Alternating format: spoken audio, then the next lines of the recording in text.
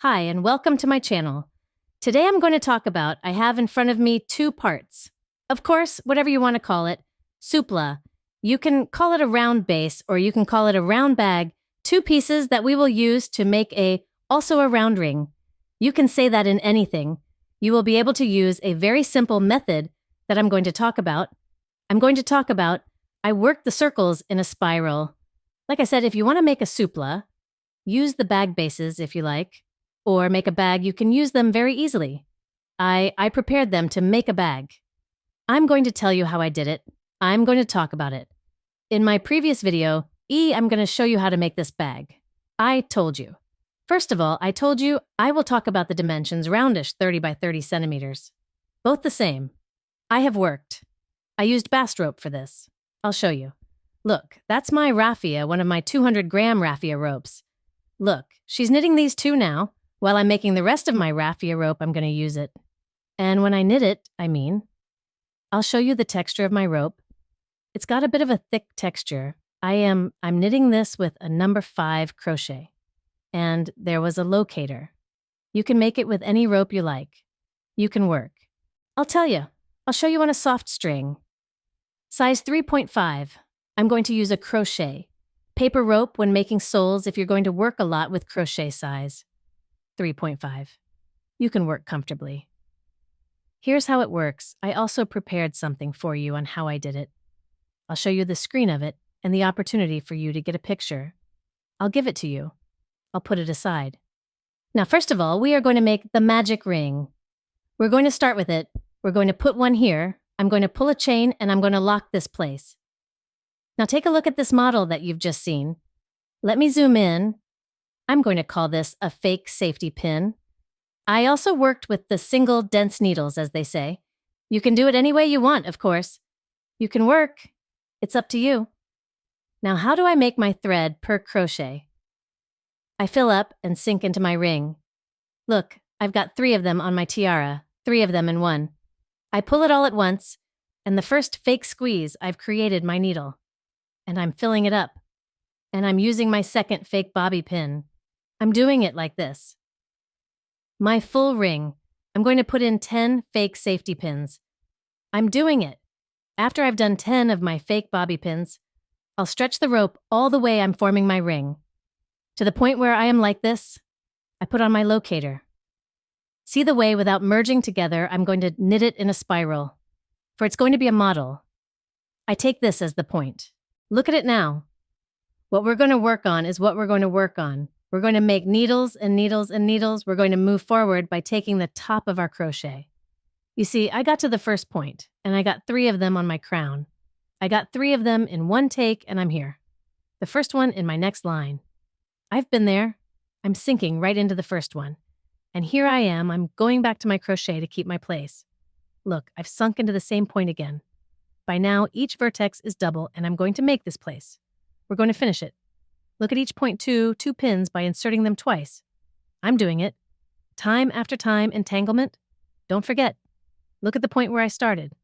I double dipped on all of them. So that's in that order, so now it's my first. I'll take it as my second turn.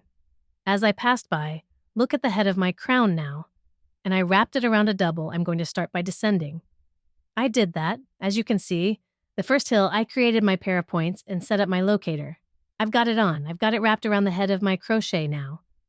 Look what comes next. I started with a pair. To the next double, so there's a double and a single. We'll make a double for the next one. One after the other.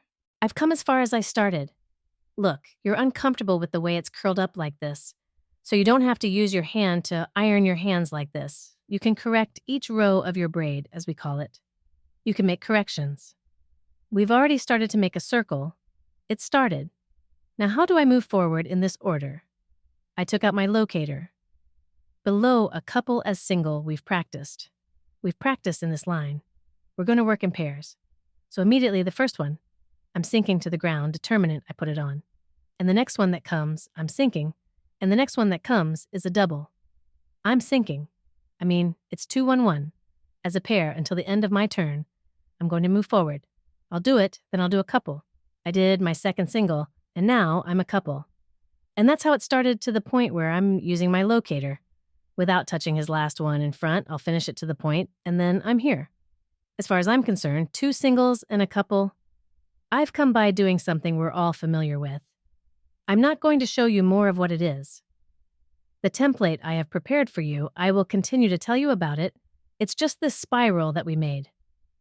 What do you mean by insoles or supla at work? There's just one difference. Our couples do not do the couples push is needed. Pay attention to this in every order, and when you do, you'll be able to do it. In a spiral shape, you can make 10 in each row. We need to have a couple of them. Pay attention to that. If you make any kind of mistake, you won't. What will you do now? After 2 singles and a double, so that I can send you a pattern right away, I'll tell you. Look, couples, as I said, the top. I'll throw it away to keep it off the top. Now is a single down below, because we started, look, 1 down 2, we started with a pair, like this. Zoom in, I'll show you, because we started with a couple on top. We have to start so that the couple over there is not double coincident with our point. I mean, how's that going to happen now? We started with a single in a single pair, 4th place. So we go on our way as a pair of 3 singles. So we're going to continue. A pair on top, 3 singles. We're going to continue as a pair. So we're going to be with a row of pairs. We're going to start with a single row. 1 row even, 1 row odd until it reaches the desired length. We're going to knit this until we knit it. You'll know right away. You see the pair. You will look at the point on the ground. You're going to say, A, I'm the only one here. I have to start so that the doubles are in a row. Don't let him come. That's how I bring it closer. You can also take screenshots, so you can get a screenshot. I hope it's like this. It's like this. A little closer and a little like this. Let's leave it at a distance and show it like this so that you can get a picture.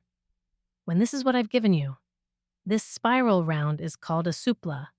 If you're going to knit your last row like this, and then we're going to give you a little suggestion. I'd like to make a suggestion. Any protruding parts that make you uncomfortable in the last line to prevent the sew loop execution by making this thing supla, you can finish it.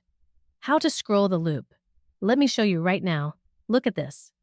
From the top of each of them, pull the loop like this. Pull the loop, and then pull the other to slide it through. You can't do that at the end. Do it properly in your turn if you want to do it. No need to shake your hand a lot.